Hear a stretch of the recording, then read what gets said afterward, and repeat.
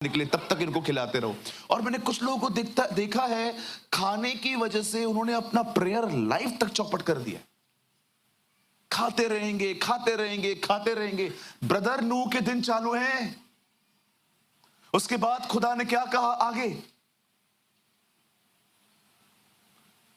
बहुत सारी अलग अलग चीजें होंगी, डिजास्टर्स होंगे।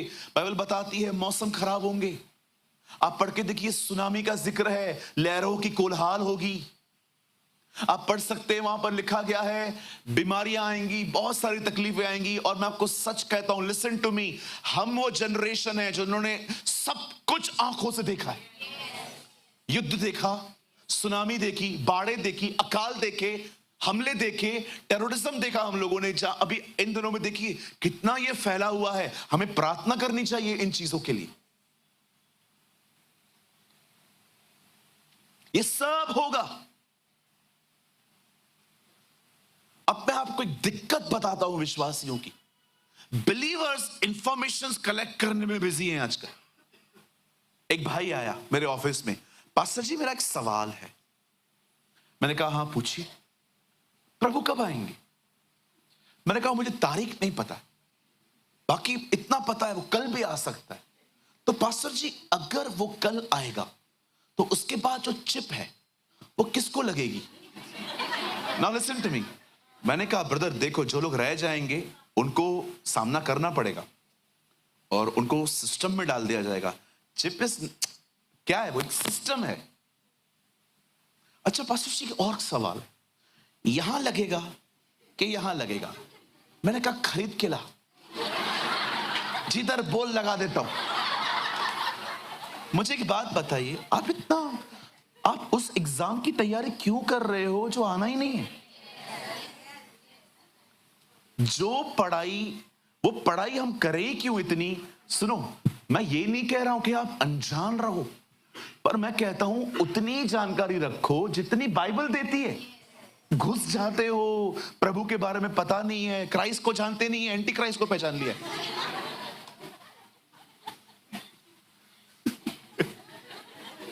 मैं फिर से कहता हूं, मैं इसके खिलाफ नहीं हूं। अगर आपको प्रभु के बारे में जानकारी है अच्छी बात है, लेकिन इतनी भी जानकारी नहीं होनी चाहिए कि आपने तैयारी बंद कर दी है और आप सारा दिन इंफॉर्मेशन कलेक्ट करने में लगे पड़े हो। प्रभु कब आएंगे, कहां से आएंगे, बालकनी में इस तरफ खड़ा होना है कि उस तरफ खड़ा होना है, यहां से आएगा कि वहां से आएगा? ना ना ना ना ना, बोलो नहीं। अभी आप में से बहुतों को लगता होगा brother you are preaching unbiblical thing. Brother यहां दे, आइए वचन लगाइए।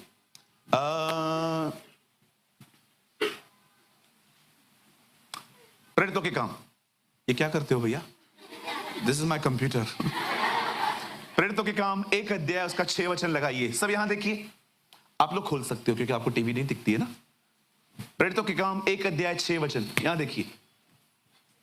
सो उन्होंने इकट्ठे होकर उससे पूछा कि हे प्रभु, क्या तू इसी समय इजराइल के राज्य को फेर देगा?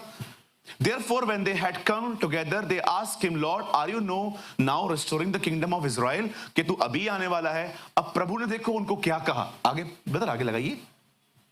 उसने उनसे कहा, समयों और कालों को जानना जिनको पिता ने अपने ही अधिकार में रखा है तुम्हारा काम नहीं है। कुछ चीजों को जानने की कोशिश मत करो। जब मैंने केन की वाइफ को छुपाया है, तुम क्यों ढूंढ रहे हो?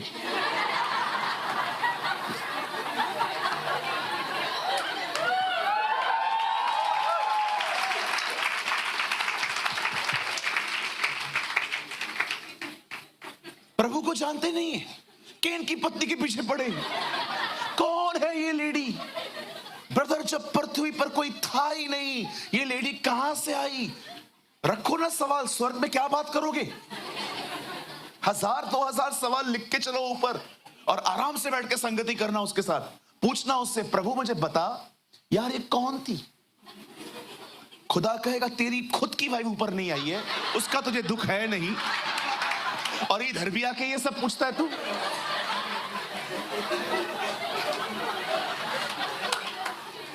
मैंने बहुतों को देखा है जिनके परिवार सेव्ड नहीं है, परिवारों ने उद्धार नहीं पाया है, परिवारों के लिए प्रेयर नहीं करते, पीछे पड़े हैं केन की पत्नी के।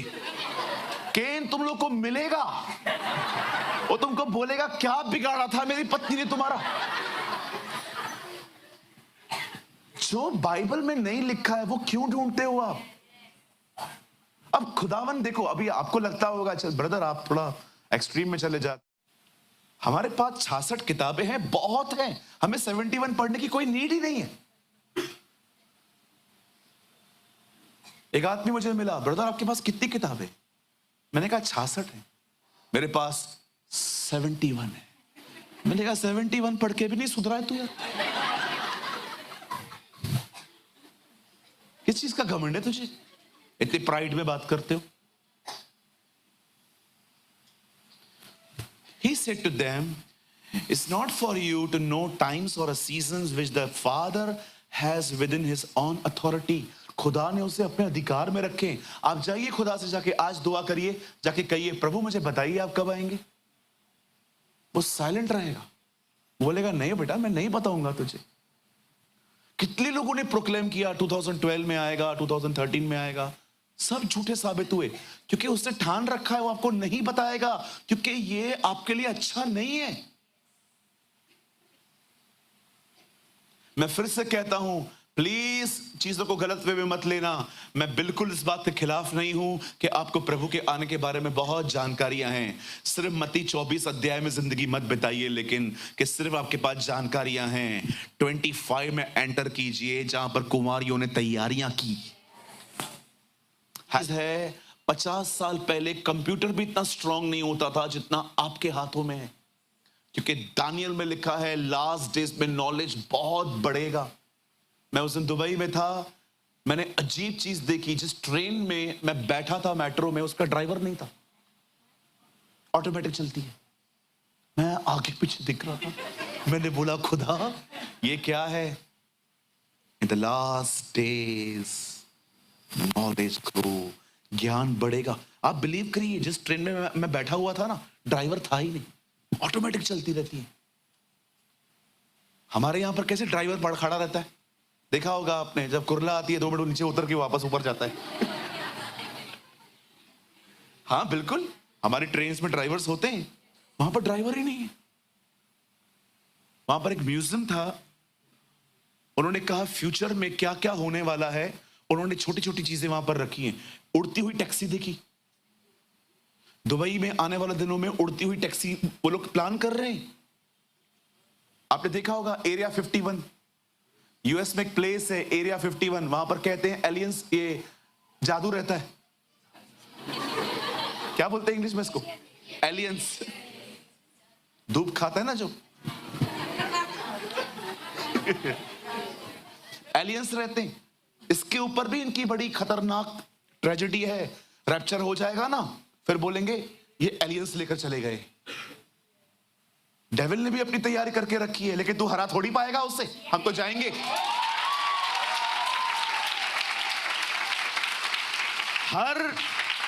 हर चीज को कॉपी करता है। पवित्र आत्मा के आपने लास्ट टाइम कितने फ्रूट सुने थे? जब एक दुष्ट आत्मा निकलती है तो कितनों को ले आती है?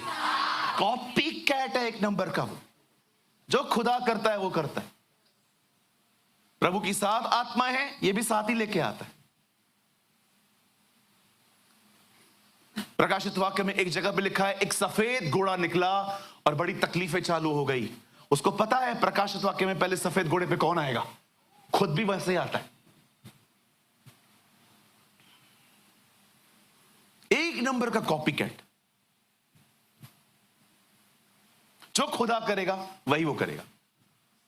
सबसे ज्यादा कंफ्यूजन आप आज किस टीचिंग को लेकर है? पवित्र आत्मा के बारे में, क्योंकि सबसे वैल्यूएबल थिंग ही वही है। कोई नकली साबुन बनाता है क्या? कोई नहीं बनाता, वैल्यूएबल नहीं है ना। हम चीजों को बनाते गोल्ड, सिल्वर। क्यों आप सोना खरीदने से पहले किसको साथ में लेके जाते हो? किसी एक्सपर्ट को, और जैसे वो आपको गोल्ड देते हैं, देख तो बरोबर ले सकते हैं ना, क्योंकि आपको पता है ना हम बेवकूफ बन सकते हैं। शैतान देखता है वैल्यूएबल थिंग्स कौन सी हैं क्रिश्चियनिटी के अंदर, और उसको पता है सबसे अमेजिंग थिंग पवित्र आत्मा है। इसीलिए कई लोगों को देखो इसके बारे में कंफ्यूजन्स है। आप अन्य भाषा बोल के देखो, आपको ख्याल आएंगे बनकर कुछ भी नहीं है। आप देखिए उसने ऐसे लोगों को खड़ा कर दिया है जो बकायदा अन्य भाषा कैंसिल कर देते हैं कि अन्य भाषा शिक्षा आपको मदद कर रही है ना। बहुत सारी चीजें क्लियर हो रही है ना। अब सुनिए, जब प्रभु यीशु मसीह ने अपने 24 अध्याय मत्ती के अंदर अपने आने का जिक्र किया और से सारी बातें बताई, उसके बाद उसने अपने चेलों को एक बात सिखाई, एक दृष्टांत दिया उसने। उस दृष्टांत को कहा जाता है 10 कुआंों का दृष्टांत। और बहुत लोग पूछते हैं बदर ये दृष्टांतों में क्यों? दृष्टांत बाइबल में यीशु के आने से पहले भी थे। चलो मैं आपको एक दृष्टांत बताता हूं पुराने नियम का। आई डोंट नो कितने लोगों ने पढ़ा है ये। दाऊद ने बतशबा के साथ पाप किया और अपने पाप को छुपाने के लिए उसने उसके पति को भी मरवाया। एंड यू नो, जब नतान नबी दाऊद के पास आता है तो सीधा उसको ये नहीं कहता है तूने पाप किया, वो उसको दृष्टांत बताता है। बोलता है एक भेड़ थी, अपने मालिक के साथ रहती थी, पर एक व्यक्ति ने उस भेड़ को छीना। दाऊद गुस्से में आके कहता है कौन है वो? तू है। कितने लोगों ने ये बात देखी? जब योना नबी नींद में पहुंचता है तो वहां पर एक पेड़ आता है जिसको छांव देता है, फिर वो पेड़ सूख जाता है। पुराने नियम में भी परमेश्वर दृष्टांतों का उपयोग करता था और नए नियम में भी प्रभु यीशु मसीह ने एक दृष्टांत कहा। अब इस दृष्टांत को सुनिए, ये इतना खूबसूरत है, मैं तो विश्वास करता हूं आज आप बैठे बैठे जंप मारोगे। सुनिए, यीशु ने कहा 10 कुंवारियां थी। कितनी? 5 मूर्ख, 5 बुद्धिमान। 10 को पता था कि दूल्हा आने वाला है, सबको पता है दूल्हा आने वाला है, और सबको यह भी पता था क्या देखकर दूल्हा उठाएगा हमें। सिर्फ एक वजह से, हमारी मशालें जलनी चाहिए। अब बाइबल कहती है ऐसा नहीं है कि मूर्ख सो गई हैं। आप पढ़ के देखो 10 की 10 सोई हैं वो। अब देखा उन्होंने कि खुदा के आने में देरी हो रही है तो उन्होंने क्या किया? वो लेट गई। अचानक आधी रात को धूम मची, पपपा। अचानक रात को तो रही बजी और सब उठ गई, सबने अपना अपना ड्रेस ठीक किया। अब प्रॉब्लम ये थी, मशालें दोनों के पास थी, जल भी रही थी, लेकिन जो मूर्ख थी ना उनकी डिम हो गई थी। एंड द प्रॉब्लम इज, कुप्पी में ऑयल था ही नहीं इनके पास। कहिए कुप्पी। यहां देखिए, तेल की कमी के कारण वे डिस्टर्ब हो गई। कुछ अपना कुछ समझाना चाहता हूं, बड़े ध्यान से सुनिए।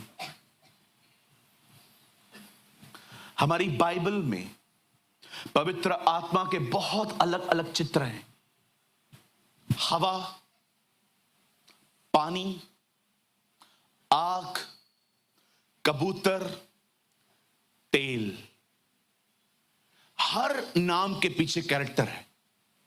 बताइए कबूतर के अंदर सबसे अच्छी बात क्या होती है?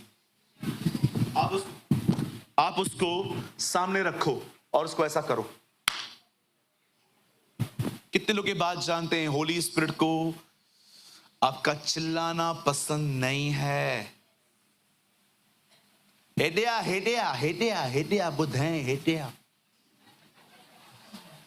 इधर आ इधर आ इधर आ, मैं तेरे को दिखाता हूं, इधर आ। क्यों उसको तंग करते हो? लिसन टू मी, यहां देखो, आप कबूतर को बुलाओ घर पे, उसको बोलो हमारे घर पे रहे, वो कहेगा मैं रहने के लिए तैयार हूं, लेकिन एक बात याद रखना, मैं एडजस्ट नहीं करेगा, तुम लोग को करना पड़े।